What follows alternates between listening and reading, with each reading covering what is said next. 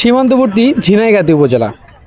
সীমান্ত ঘেঁষা এই ঝিনাইগাতি উপজেলা যেন মাদকের এক আতুরঘর। যেমনটি দেখছেন, বিজিবি কর্তৃক আটক করা ৩৯৩টি বোতল আমরা দেখাচ্ছি, যে বোতলগুলো বাংলাদেশ বিজিবি তারা আটক করেছেন তাদের টহলের মাধ্যমে।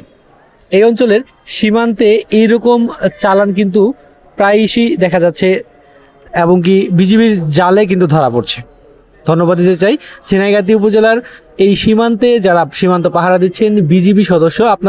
আপনাদের এই অক্লান্ত পরিশ্রমে কিন্তু আমাদের এই অঞ্চলের যে মাদকের একটা যে বিস্তার সেটা কিন্তু রোধ করা সম্ভব।